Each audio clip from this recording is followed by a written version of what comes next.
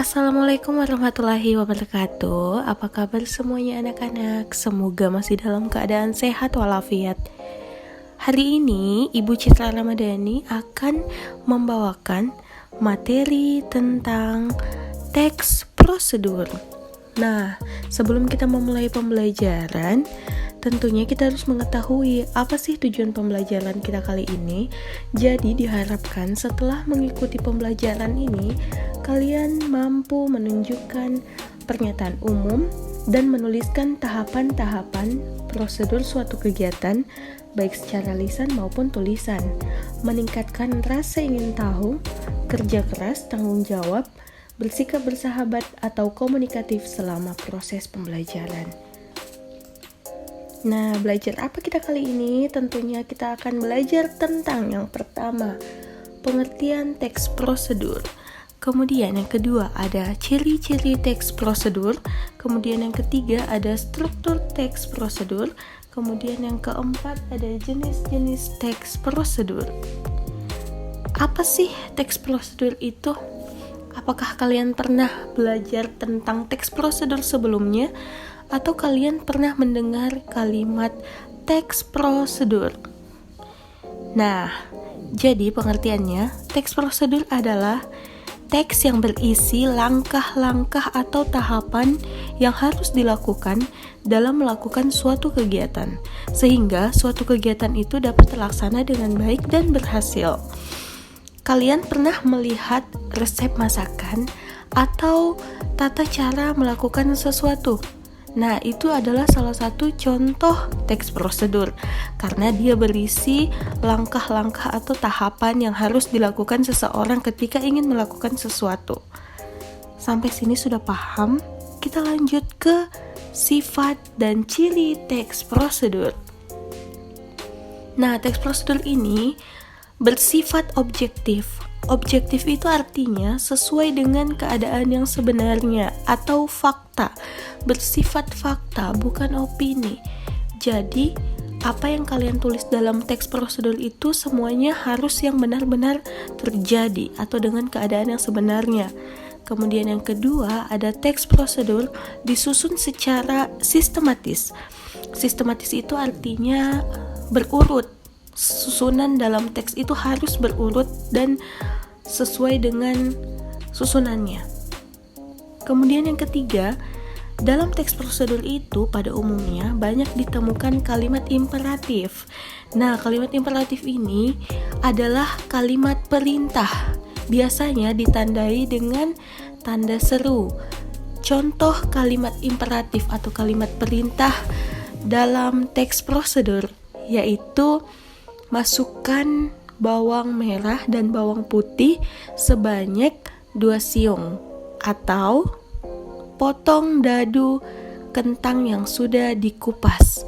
Itu adalah contoh kalimat imperatif atau kalimat perintah yang ada dalam teks prosedur. Kemudian konjungsi petanda urutan langkah. Konjungsi itu adalah kata hubung. Biasanya konjungsi yang digunakan dalam teks prosedur itu contohnya kemudian, lalu, selanjutnya adalah, yang, yaitu. Itu adalah semua contoh-contoh konjungsi dan masih banyak lagi contoh konjungsi lainnya. Ada pedoman dalam menyusun teks prosedur. Yang pertama, ketika kalian ingin menyusun teks prosedur, kalian yang pertama-tama harus menggunakan kata-kata atau kalimat yang sesuai dengan karakteristik teks prosedur. Jadi contohnya, judulnya misalnya omelet atau ayam saus padang. Nah, itu salah satu judulnya. Kemudian paragraf pertama kalian jelaskan apa sih itu ayam saus padang. Jadi ayam saus padang adalah masakan Indonesia yang sangat khas oleh orang Padang. Kemudian kita lanjut ke paragraf kedua. Pastikan instruksi atau langkah-langkah yang Anda berikan cukup jelas untuk dimengerti oleh pembaca. Jadi kita masuk ke paragraf kedua, sudah masuk ke langkah-langkah pembuatan ayam saus padang. Kemudian langkah-langkahnya, misalnya pertama, potong ayam menjadi beberapa bagian. Kemudian kedua, peras jeruk nipis dan berikan garam secukupnya kepada ayam yang sudah dipotong. Itu adalah instruksi atau perintah kalian atau langkah-langkah yang cukup jelas.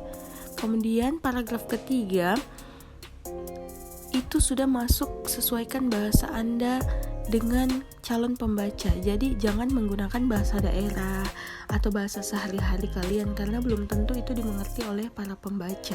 Jadi bahasa yang paling baik adalah bahasa Indonesia yang baik dan benar.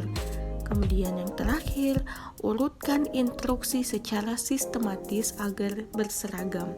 Jadi harus secara tersusun. Langkah-langkah, abis langkah-langkah apa? Bahan dan alat. Mungkin sebelum langkah-langkah bahan dan alat dulu. Kemudian langkah-langkah pembuatan. Kemudian sajikan. Itu adalah instruksi-instruksi dalam teks prosedur. Lanjut, jenis-jenis teks prosedur.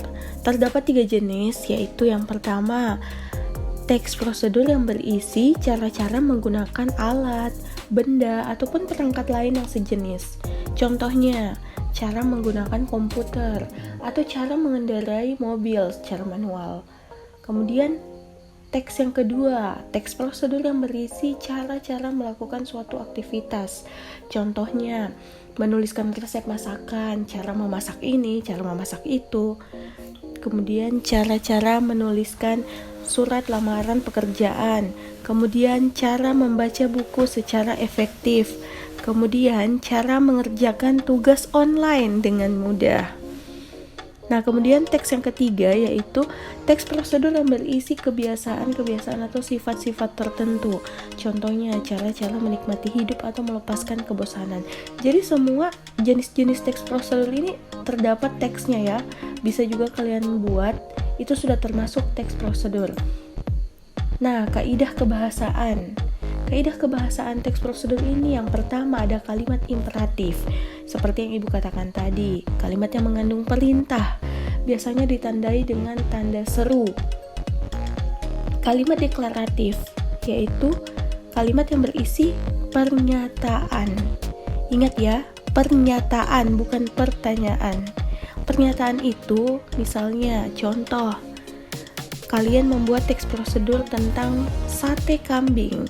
Pernyataannya, sate kambing adalah salah satu makanan khas Indonesia yang sangat digemari warga Indonesia. Titik. Itu sudah termasuk pernyataan dalam suatu teks prosedur. Kemudian, yang ketiga, kalimat interrogatif. Kalimat ini berisi pertanyaan. Kalimat interrogatif itu yang baru berisi pertanyaan. Contohnya, apakah kalian sudah memasukkan bawang putih dan bawang merah? Kalau itu namanya teks prosedur secara lisan ketika banyak kalimat interrogatif. Atau bisa juga kalimat interrogatif ini kalian masukkan di kalimat deklaratif. Jadi setelah kalian tulis tadi paragraf pertama, sate kambing adalah salah satu makanan khas Indonesia yang sangat digemari warga Indonesia, titik. Kemudian kalian lanjut, apakah kalian sama seperti saya? Sangat menyukai sate kambing, titik. Itu juga sudah termasuk salah satu teks prosedur. Kemudian yang keempat, bilangan urutan. Angka yang menunjukkan urutan. Nah, paling ciri khas teks prosedur ini adalah urutan langkah-langkahnya menggunakan angka. Contohnya, pertama, masukkan bawang merah sebanyak 3 siung. Kedua, itu sudah termasuk bilangan urutan.